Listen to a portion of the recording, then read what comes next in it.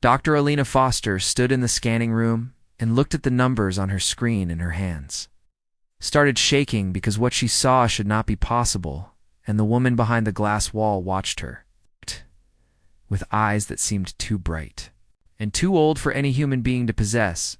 and beside the woman was a dragon, and Lena had to keep reminding herself that yes, it was actually a real dragon with green scales that caught the light, like precious stones and wings folded against its body. The scanner had been running for 3 hours now, and the results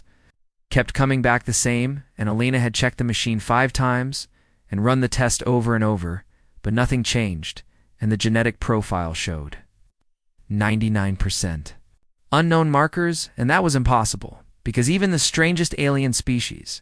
they had discovered shared at least 40% common genes with something in their database, but this woman and her dragon shared almost nothing with any known life form in the entire galaxy. Alina looked at her partner, Dr. Marcus Webb, who stood next to her, and his face had gone pale, and he kept staring at the data like if he looked long enough it would start making sense, but it never did, and Marcus reached for the communication panel to call their superiors, but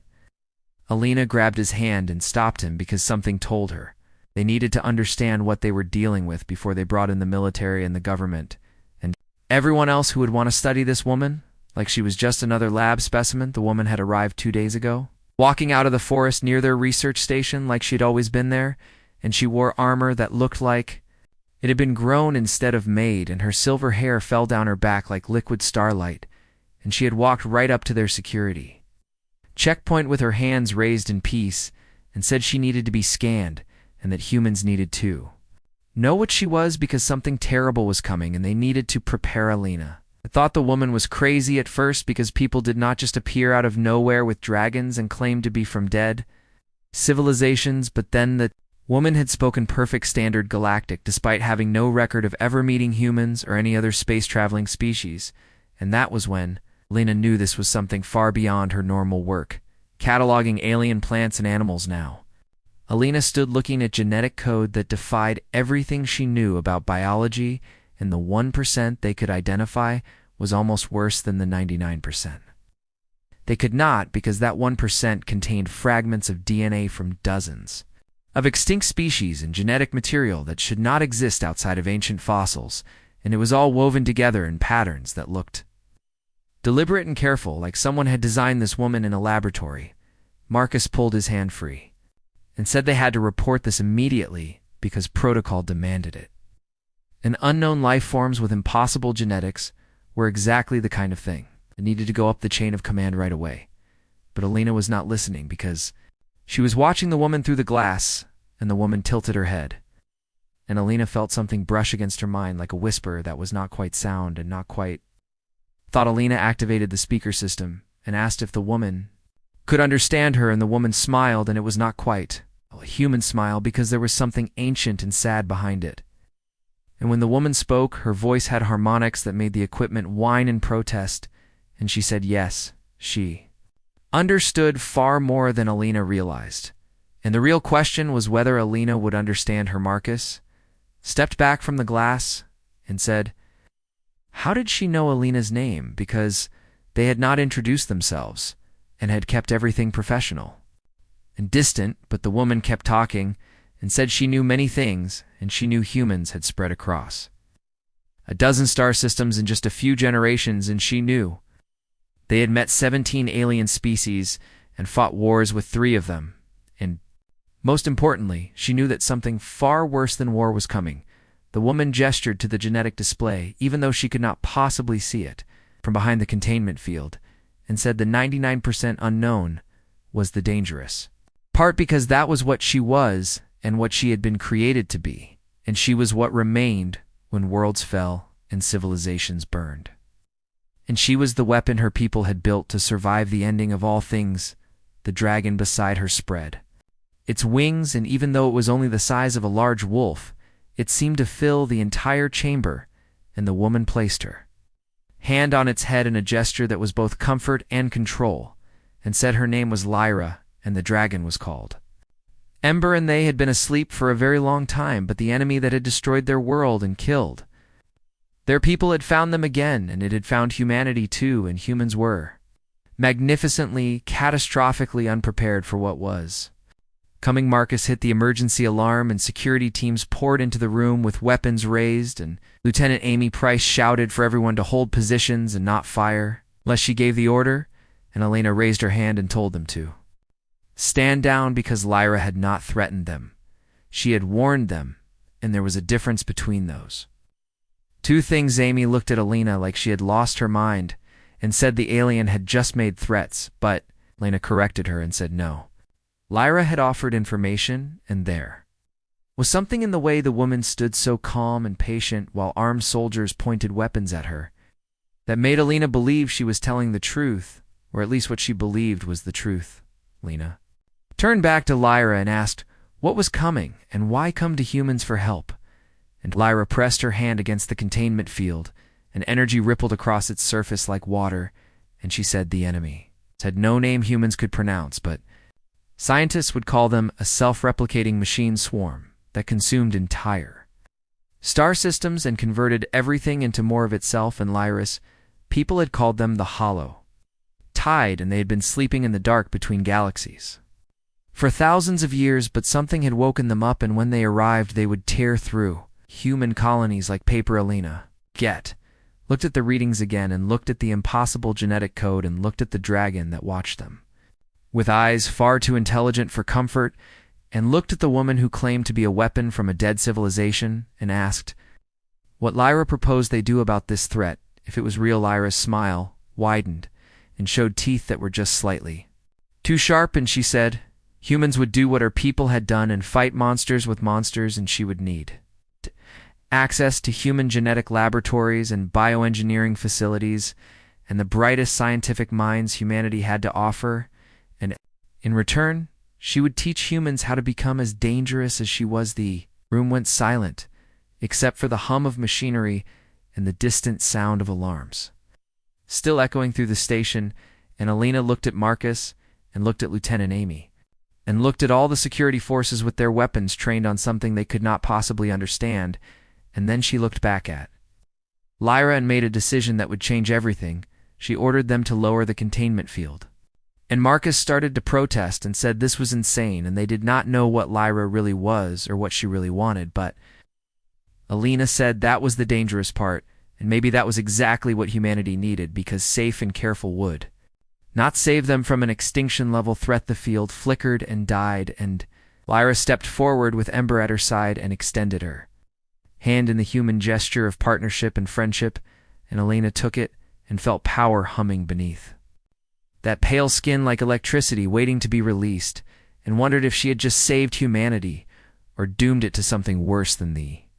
Hollowtide. The dragon made a sound that might have been laughter, and Lyra's grip was firm and cool, and her eyes held depths that suggested she had seen things Elena could not imagine, and survived things that should have killed her 1,000 times over, and Elena knew with absolute certainty that nothing would ever be the same again within 6 hours. An emergency council had been called, and representatives from Earth's military and the colonial authority and 3 different slotty alien species gathered to hear what Lyra had to say, and Elena stood beside the ancient warrior and felt like she was standing at the edge of a cliff looking down into an abyss that looked back with led the questioning, and her voice was hard as steel when she asked why they should believe anything Lyra said, and why they should not just dissect her and study her instead of giving her access to their most sensitive research facilities. And Lyra replied calmly that dissection took time humanity did not have, because the hollow tide had already entered human space 3 weeks ago, and they had maybe 6 months before the machines reached the outer colonies and started consuming everything. The alien ambassadors protested and said their sensors would have detected any invasion force, but Lyra explained that the tide traveled cold and dark, building momentum over decades, and they did not announce themselves until they were ready to feed, and she knew this because her genetic modifications were designed to sense them across impossible distances, and she was the only survivor of the last time they came. She told them about her civilization that had reached heights humanity could barely dream of, and how it had been brought down in just 10 years by machines that felt nothing. And 3 weeks passed, and Elena stood in the preparation chamber 3 kilometers below the surface, wearing only a medical gown and trying not to think about the numbers Lyra had shared during the volunteer briefing because 70% survival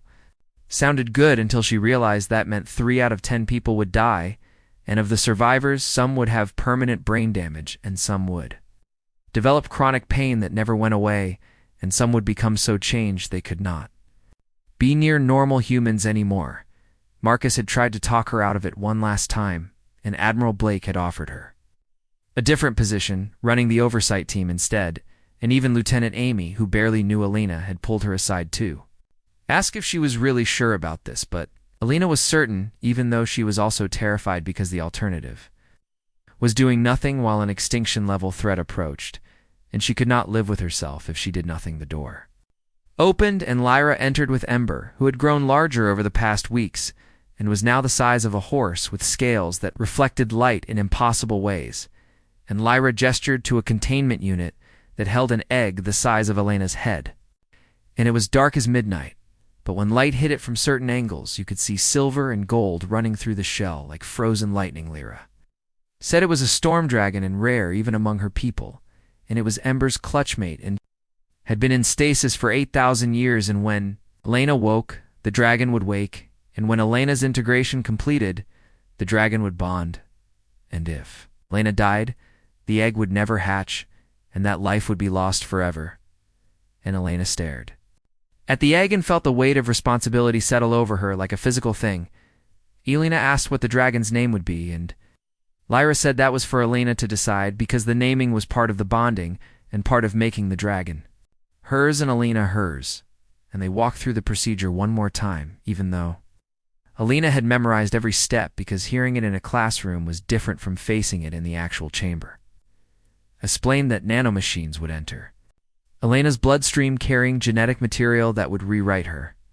DNA at the cellular level, and her body would fight the changes and her immune system would try to reject it. And the pain would be considerable, and when Elena asked how considerable, lasted hours, and Lyra herself had lasted 3 days before the initial integration completed. Elena asked why she could not be sedated, and Lyra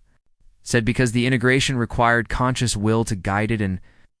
Elena's mind had to actively participate in its own transformation, and if she lost consciousness, the nanomachines would continue but without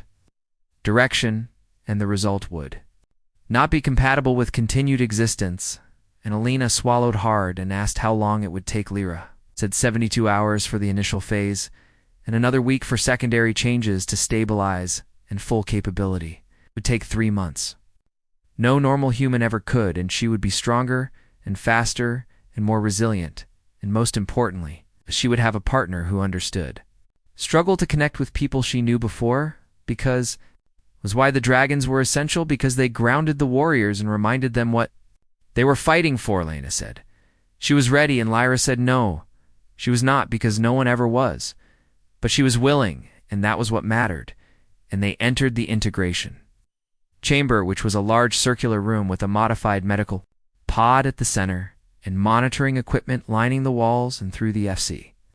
observation windows. Elena could see Marcus and the medical team and Admiral Blake watching. Lyra helped Elena into the pod and adjusted the neural interfaces and intravenous synchronization cables, and Lyra explained the egg would begin hatching during the integration, and by the time Elena woke, the dragon should be ready to bond. Elena asked what would happen if she did not wake, and Lyra said she would raise the dragon, and Elena's sacrifice would still matter because the data would help the next candidates survive. But it was not exactly comforting, but Elena appreciated the honesty, and then Ember approached the pod and his eyes met Elena's, and she felt that strange presence studying her. Ember opened his mouth and released a single perfect tone that resonated through the chamber and through Elena's bones, and through her very essence,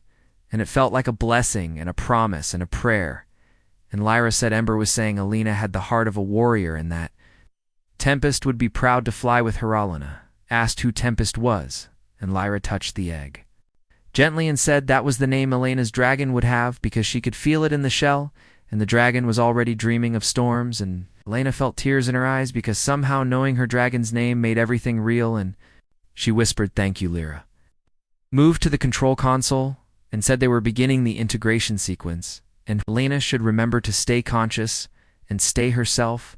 no matter how much it hurt, and she should focus on something that anchored her to who she was. And Alina thought of Earth, and of billions of people who would never know her name, and who deserved to live without fear, and she said she was. Ready, the nanomachines entered her bloodstream, and for a moment nothing happened. And then the pain hit like a wall of fire, and it started in her bones, which began to ache, and then the ache became agony, and she felt her skeleton restructuring as denser materials replaced calcium and molecular bonds locked into place, making her frame nearly unbreakable, and the sensation was like being crushed and stretched at the same time. Her scream was silent, because her throat locked with shock, and the pain spread to her muscles, which tore and reformed, and new structures grew between the old, and her heart pounded, trying to supply blood to tissue that was changing faster than it could adapt, and she felt her organs shifting and optimizing and becoming more efficient and more alien with every passing second. The transformation invaded her nervous system, and the world exploded into sensory overload, and she could suddenly perceive electromagnetic fields and hear frequencies that should not exist, and feel vibrations from machinery 3 kilometers above, and her brain struggled to process the flood of information as synapses rewired themselves. She lost track of time because minutes became hours, became eternities, and the pain never lessened or plateaued, but just continued its relentless assault on her body and mind, and she felt herself fragmenting as personality and identity scattered like leaves in a storm and at the edge of dissolution. When she was certain she could not endure another second, she heard Ida heartbeat that was not her own, and it was smaller and faster and syncopated, and it was the egg. And Alina grabbed onto that sound like a lifeline and synchronized her breathing to it and used it to anchor herself, because she was more than her agony, and she was Alina Foster, and she had made a promise to a dragon. Spectrum sensitivity. And her sense of touch expanded to include energy fields and gravitational fluctuations in her mind. Person insane, the heartbeat continued, and grew stronger and faster and more complex as tempests developed inside her shell. And on the 71st hour, Lena felt something shift, and the pain changed quality and became something she could manage rather than merely endure. And the transformation was stabilizing, and her body was accepting its new configuration. She opened her eyes, which could now see infrared and ultraviolet and detect minute variations in temperature and light that would be invisible to normal humans, and the world looked different and alien and beautiful and overwhelming. And in the pod beside her, the egg was cracking. Silver and gold light spilled from the fractures bright,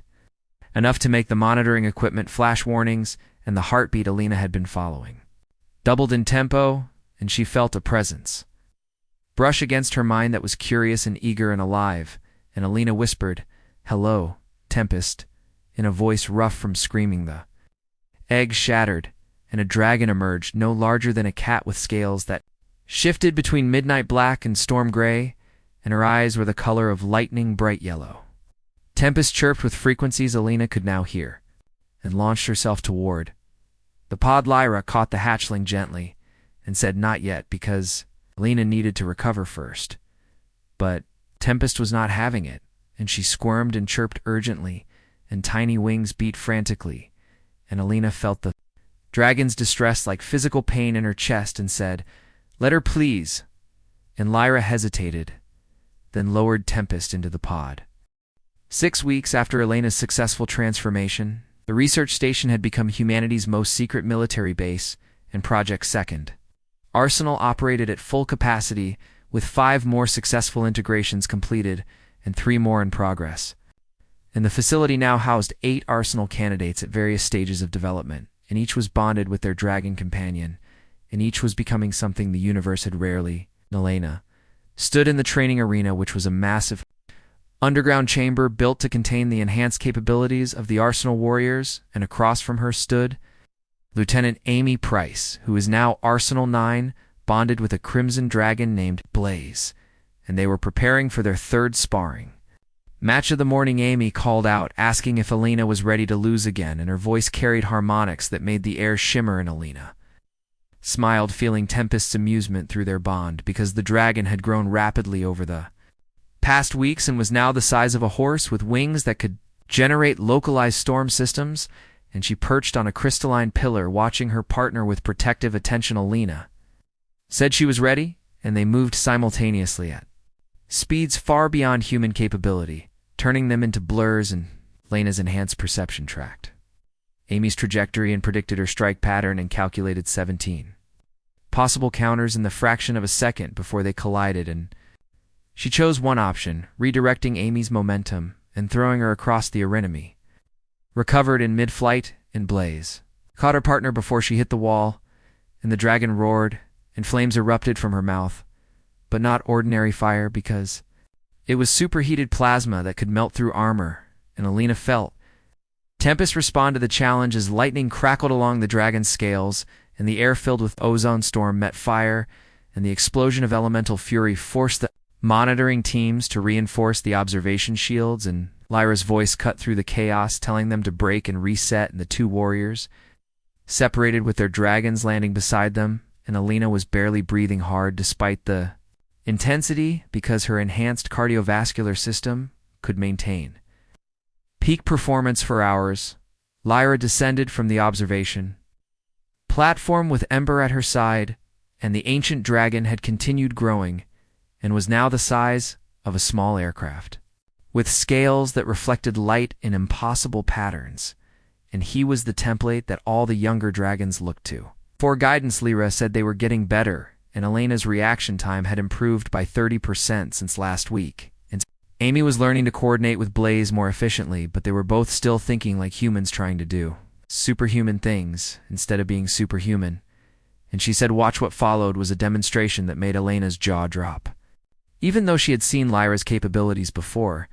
because the ancient warrior moved through combat forms that blurred the line between fighting and dancing, and between technique and art, and she flowed like water and struck like lightning. Adapted to invisible opponents with perfect fluidity, Ember moved with her, mirroring her motions in the air and their synchronization. The space her opponent would occupy, and when she struck his breath, weapon targeted the theoretical escape route, and they were not just bonded but unified. Lyra said that was what they needed to achieve, and perfect synchronization in fighting as one entity with two bodies, because they had the enhancements and the strength and the speed. But until they stopped thinking as separate beings and started existing as unified warriors, they would never reach full potential. Lena exchanged glances with Amy because they had been practicing together for weeks and had developed respect for each other's abilities. But what Lyra described sounded impossible, and Amy asked how they could achieve that level of unity because the bond was strong. And she could feel Blaze's emotions and instincts, but they were still separate people. Lyra asked if they were really separate and approached Amy to study her and said they shared a nervous system now, and their brain patterns synchronized during combat, and they breathed in rhythm, and their hearts beat in counterpoint, and that separation they felt was psychological, not biological. And she turned to Alina and said all of them needed to stop being human with enhancements and start being what they were designed to be. Lena felt something shift in her understanding and looked at Tempest, and the dragon looked back, and through their bond. It through their connection, and what happened next would be difficult to describe to anyone without the bond. Elena felt her consciousness expand, flowing through the connection into Tempest's mind, and simultaneously Tempest's awareness flooded into Elena's, and they did not merge or lose themselves, but became a single entity, experiencing existence through two sets of senses. Elena felt what it was like to have wings and to sense electrical fields, and to perceive the world through predator instincts, and Tempest experienced human reasoning and abstract thought and tactical analysis, and together they formed something neither could achieve alone, which was perfect synthesis of human intellect and draconic power. They moved as one, with Elena's body and Tempest's responding to unified will, and when Elena thought about dodging, Tempest adjusted to provide aerial support, and when Tempest sensed a threat, Elena's enhanced reflexes responded instantly, and the arena blurred around them as they demonstrated speed and coordination that made their earlier performance look clumsy. Lyra's Voice carried approval and pride, saying yes, that was it, and that was what Arsenal was meant to be, and Alina and Tempest executed a series of combat maneuvers that would have been impossible for human or dragon alone because they were thunder and lightning, given form and storm. Made flesh and power directed by perfect unity of purpose, when they finally separated, Alina gasped, overwhelmed by the sudden return to singular consciousness, and Tempest shook her head, disoriented by the same transition, but they could both feel it now, which was the potential and the possibility and the promise of what they could become. Mamie said it was incredible and asked how they did it, and Lyra said Alina had stopped thinking like a human, and she gestured to the other Arsenal candidates watching from the observation deck and said all of them needed to practice this because the hollow tide would not give them time to coordinate verbally, and they needed to operate as unified forces, thinking and moving as one. Marcus's voice came through the intercom saying he hated to interrupt the training session, but they had a situation because Admiral Blake was calling an emergency briefing, and Alina and Amy exchanged glances because they had been expecting this since the deep space sensors had been reporting anomalies for the past week, which were gravitational distortions that could not be explained by natural phenomena. The briefing room was packed when Alina arrived, with Tempest coiling protectively around her chair, and all 8 active Arsenal candidates were present, along with their dragon companions, and the sight was both impressive and surreal because they were superhuman warriors, who still looked mostly human, accompanied by dragons that ranged from the size of large dogs to Ember's aircraft proportions. Admiral Blake stood at the head of the table with her expression grim, and behind her holographic displays showed the outer colonies, which were 12 star systems, housing over 3 billion human and allied colonists, and she said that 4 hours ago. Outpost Sentinel-7 had gone silent, and they had sent a probe to investigate. The holographic display shifted, showing footage that made Lena's enhanced perception recoil because Sentinel-7, which had been a thriving mining colony on the edge of human space, was gone, and not destroyed, but consumed, and the entire asteroid it had been built on was stripped to a smooth spherical surface with every trace of technology and organic matter and refined materials removed with surgical precisions, surrounding like a swarm of metallic insects were the hollow tide, and they were not ships in any conventional sense, but machines and self-replicating constructs that ranged from the size of a human fist to massive structures kilometers across, and they moved with purposeful coordination, breaking down matter at the molecular level and rebuilding it into more of themselves. Admiral Blake said initial estimates suggested there were already over 50 trillion individual units in the swarm, and they were multiplying exponentially because every kilogram of matter they consumed became raw material for more units, and at current rates they would strip the entire outer colony region within 2 months. General Hayes looked stricken and said they could not evacuate 3 billion people in 2 months because the logistics alone were impossible, and Admiral Blake said that was why evacuation was not the plan, because they were going to fight, and she asked Lyra how many Arsenal warriors they needed to hold the line. Lyra stood, and every eye turned to her, and Alina could see the weight of memory in her expression because she had seen this exact scenario play out with her own civilization, and Lyra said her people had deployed 23 Arsenal warriors against a swarm, approximately twice this size, and they had held for 6 months before being overwhelmed, and if the proportions held, humanity would need at least 15 fully. The frontier battleship Victory hung in space like a cathedral made for war, and its hull was covered with weapons designed to crack planets, and around it the assembled might of humanity's military formed a defensive line across 3 star systems, with over 200 warships and countless support craft and orbital defense platforms that could generate enough firepower to vaporize small moons. It was the largest fleet humanity had ever assembled, but against the hollow tide it might as well have been toys, because Alina stood in Victory's observation deck watching the swarm approach through sensors that could track individual machine units across millions of kilometers, and the tide moved like a living thing flowing between asteroids. in debris fields and consuming everything in its path and leaving nothing but smoothly stripped matter behind Tempest pressed against her side, now grown to the size of a small aircraft with storm-gray scales crackling with barely contained electricity. And through their bond, Alina felt the dragon's readiness and eagerness to engage. The enemy that threatened her partner's species, Lyra's voice, made Alina turn, and the ancient warrior stood with Ember, and both of them radiated that peculiar calm that came with having survived the unsurvivable. And Lyra said it was an impressive sight, and her people had fielded a fleet twice. This size and the tide had consumed it in 17 hours. Alina said that was encouraging, in a dry tone, and Lyra smiled without humor and said she was not trying to discourage, but reminding that conventional warfare was useless here. And the fleet existed to evacuate civilians and provide support fire, but the actual fighting that mattered fell to the arsenal. Candidacy gestured to the staging area below where the other arsenal candidates prepared for deployment, and Amy and Blaze ran through synchronization drills with Crimson,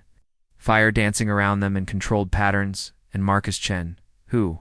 was now Arsenal 10, worked with his Dragonfrost, who was a creature of ice-blue scales, who could generate temperatures approaching absolute zero, and Sarah Kim, who was Arsenal 11, synchronized with Shadow, who was a dragon whose scales absorbed light so completely they seemed like tears in reality itself. 8 operational Arsenal warriors and 3 still in recovery from their transformations against a swarm estimated at over 100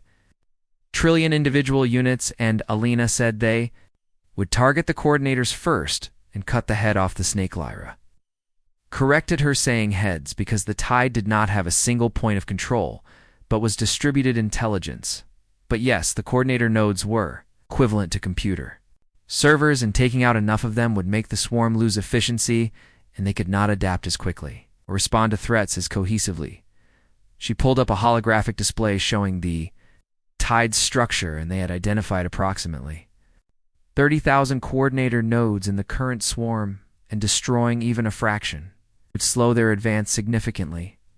And Alina muttered 30,000 targets, with 8 of them. Lyra agreed and said that was why the strategy was not to destroy them all, but to create enough chaos that evacuation could complete, and they needed 3 weeks for 3 billion people to flee the outer colonies. And Alina had done the calculations, because even working at maximum efficiency and achieving perfect synchronization with Tempest maintaining combat operations for 3 weeks against an enemy that never tired or retreated or stopped meant survival projections dropped to single digits. Lyra said Alina was thinking about the odds and told her to stop, because odds did not matter, but will mattered, and determination mattered, and the absolute refusal to let them win mattered. And Alina said it was easy to say when you had already survived the apocalypse once. Lyra's laugh was bitter, and she asked if Alina thought she had survived, and said no, she had been preserved and hidden away while her people burned and while her fellow Arsenal warriors died, buying time for evacuations that ultimately failed, and she had woken 8,000 BS years later to find her entire civilization erased from history. As she said she had not survived but endured, and every day since she had carried the weight of being the one who lived when everyone else died, and that was why she pushed so hard to create new Arsenal candidates, and why she risked so much on this desperate plan, because this time she was not going into stasis, and this time she would fight until the tide was beaten back, or until she felt Alina felt Tempest's emotions through their bond, which was respect for Lyra's resolve and determination to honor the sacrifice of all the Arsenal warriors who had come before, and the dragon's consciousness brushed against Elena's sharing strength and sharing purpose. And Alina said they would hold the line whatever it took. The next 12 hours were a blur of final preparations and equipment checks and strategic briefings, and the plan was elegant in its desperation, because Arsenal teams would deploy directly into the tides, advance using personal shield generators and their dragons' speed to infiltrate past the outer swarm, and they would target coordinator nodes with plasma weapons and enhanced abilities, creating pockets of disruption in the tide's expansion pattern. Meanwhile, the fleet would maintain a defensive perimeter, providing covering fire and extraction support, and evacuation ships would work around the clock to move civilians from the threatened colonies and humanities. scientists would study captured tide. Units searching for any weakness that could be exploited was a plan that required everything to go right and assumed most of it would go wrong, and when the deployment order finally came, Alina suited up in the enhanced combat armor designed specifically for arsenal candidates, and it was a marvel of engineering with adaptive alloy that could withstand temperatures from absolute 0 to stellar plasma and integrated shield generators powered by her own enhanced biology and neural interfaces that let her control weapons systems through thought alone. She looked at her reflection in the polished armor and barely recognized herself because the woman staring back was taller and more perfectly proportioned with eyes that glowed faintly with inner power, and enhanced biology had erased every imperfection, leaving someone who looked like an idealized sculpture of humanity. Tempest nudged her shoulder, and Lena felt the dragon's amusement through their bond, saying, "Still you. Inside and pretty shell, but same person." And Alina smiled, resting her forehead against Tempest's scaled snout and said, "Yeah, still her, and just ready to fight a war." The deployment bay opened directly to space with no need for airlocks or decompression. When arsenal candidates could survive vacuum through a combination of enhanced biology and their dragons, protective fields, and Alina walked to the edge with Tempest at her side, looking out at the battlefield beyond. The hollow tide was clearly visible now as a roiling mass of machinery that caught and reflected starlight in patterns that hurt to look at, and it moved with purpose, flowing around obstacles and consuming asteroids and disabled ships with mechanical efficiency, and at its core, the coordinator nodes were massive structures that pulsed with energy, directing the swarm's actions with distributed intelligence. Lyra's voice came through the neural link they all shared, saying, "All teams deployment in 30 seconds end. Remember your training and fight as unified forces and watch each other's backs. And if someone goes down, do not stop to mourn, but honor them by completing the mission." Alina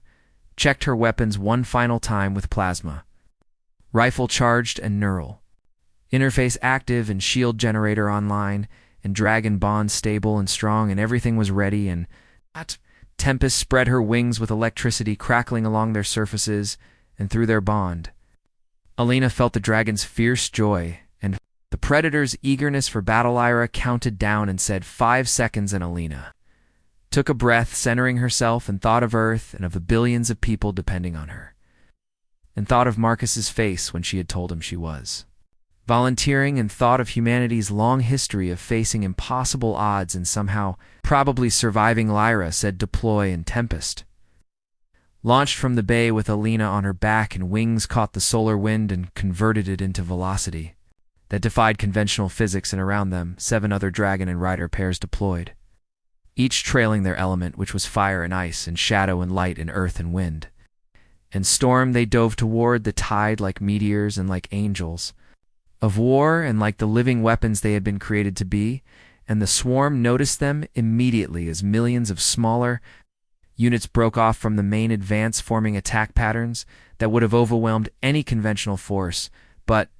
arsenal candidates were not conventional anything.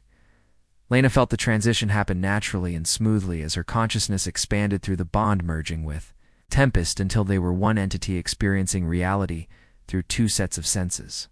And they dove into the swarm with plasma fire cutting through machine units like light through darkness, and lightning erupted from Tempest's maw with arcs of electricity jumping from target to target, overloading processors and fusing mechanisms around them. The other teams engaged with similar devastation as Amy and Blaze carved through the swarm with superheated plasma that turned machines to vapor, and Marcus and Frost created zones of absolute cold that shattered the tide's units into molecular fragments, and Sarah and Shadow struck from impossible angles, moving through dimensional gaps that confused the swarm's targeting protocols. Alina felt it first through Tempest's senses, which was a shift in the swarm's energy distribution and a reallocation of resources toward something massive at the tide's core, and she pulled back from her current engagement, sharing the data through the neural link, and asked if anyone else was seeing this. Lyra responded, confirming it, and said they were building something and concentrating resources in a single structure at the swarm center, and the tactical displays updated, showing what the sensors detected, which was a coordinator node larger than any they had encountered before.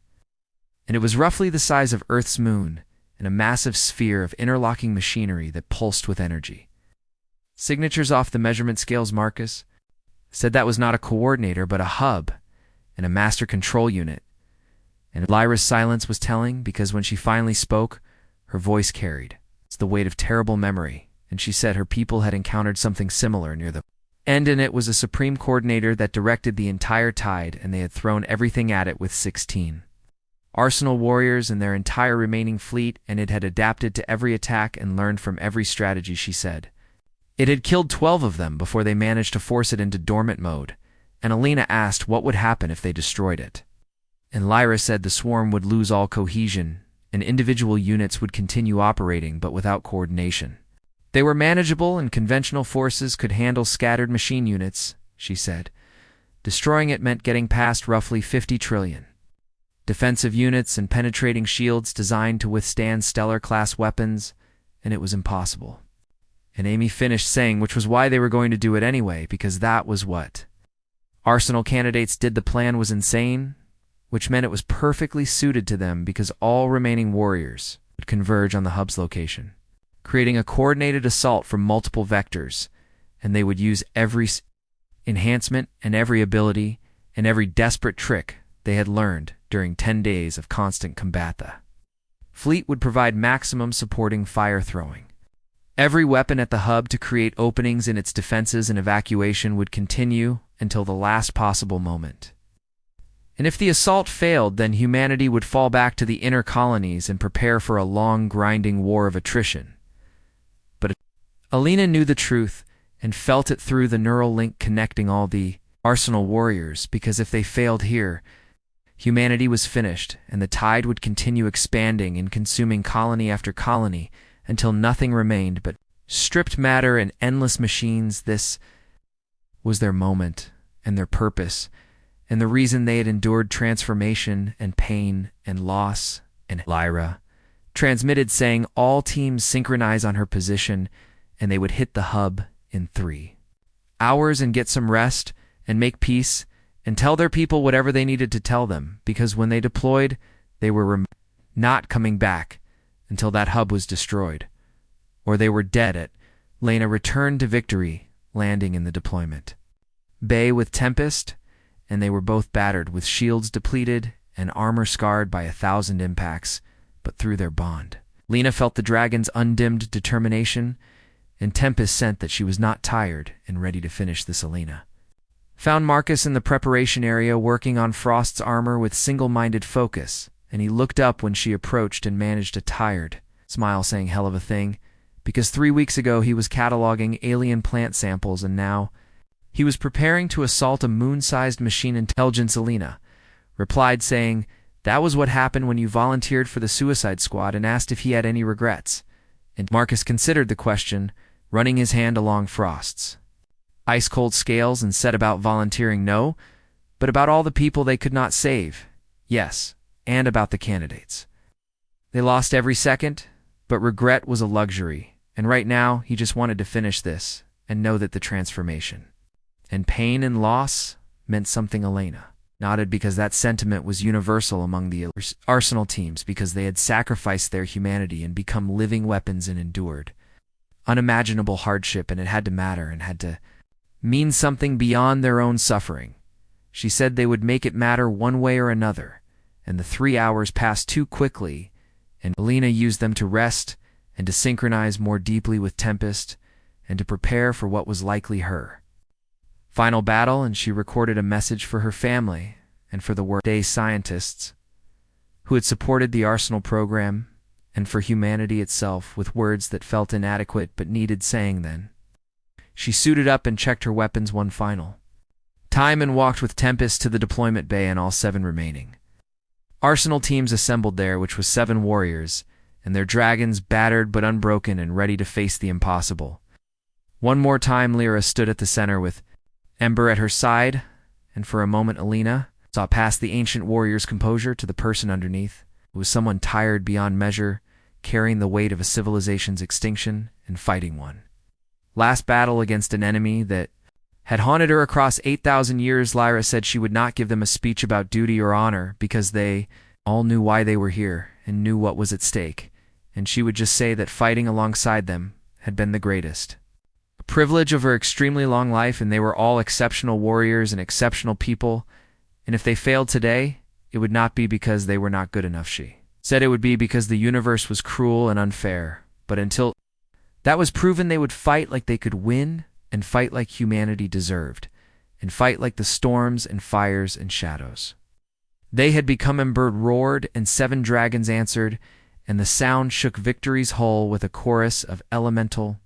fury that promised war and death and unbreakable will. And Lyra said deploy. They launched as one with 8 dragon and rider pairs, streaming toward the hub like comets, and like the wrath of determined evolution, and like everything the human spirit could become when pushed to its absolute limit. The tide recognized the threat immediately as trillions of machine units converged on their position, forming defensive layers that would have stopped any conventional assault. But Arsenal candidates were not conventional, and Alina and Tempest dove through machine unit swarms. With thought speed, precision, and lightning and plasma fire, carved paths through impossible odds. Neural link kept all teams connected, coordinating attacks at speeds measured in microseconds, and Amy's fire combined with Marcus's ice to create explosions that shattered reality itself, and Sarah's shadow jumping created confusion in the tide's targeting algorithms, and Lyra and Ember led the charge with their 8,000-year coordination, making them deadlier than entire fleets. Hub's outer defenses fell, and then the secondary shields, and then layer after layer of protection that the tide had constructed specifically to prevent what was happening. But it was not enough, because nothing was enough against warriors who had already sacrificed everything, and who had transformed themselves into living weapons specifically to fight this war. Alina felt the moment they reached the hub's core, and felt the resistance of shields designed to withstand stellar pressures, and she poured everything into one final attack, which was her enhancements and Tempests, lightning, and the plasma weapons built to kill gods. And the shield cracked. Lyra's voice rang through the neural link saying, now, in all teams, maximum firepower, same coordinates, in 8. Dragons unleashed their breath weapons simultaneously in 8. Arsenal warriors channeled every enhancement they possessed, and the combined assault,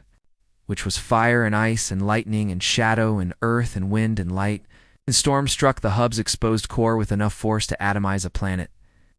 The hub's defenses held for exactly 1.3 seconds, and then it shattered, and the destruction cascaded outward like a supernova in slow motion as the massive structure broke apart, and energy releases that registered on sensors across multiple star systems erupted from its core. Alina and Tempest pulled back as debris the size of cities tumbled past them, and through the neural link she felt the other Arsenal teams doing the same, and they were all damaged and exhausted and running on fumes, but they were alive, and the hub was destroyed. For a moment, nothing happened, and then the effect rippled through the entire swarm as 50 trillion machine units suddenly lost their coordination, and their purposeful movement became erratic and confused as individual units tried to continue their programming without the central intelligence directing them. The fleet moved in immediately as conventional weapons that had been useless against the coordinated swarm found purchase against scattered, confused targets, and Admiral Blake's voice came through, saying all Arsenal teams returned to victory for recovery and medical assessment, and the evacuation was complete, and 3 billion people were safe. Alina felt something break inside her because it was not physical, but emotional, and the weight she had been carrying for weeks suddenly lifted, and she had not let herself believe they could win, and had not let herself think beyond the next fight and the next target. But they had done it, and they had held the line, and humanity was safe through the neural link. She felt the same relief from the other Arsenal warriors, and felt Marcus is exhausted,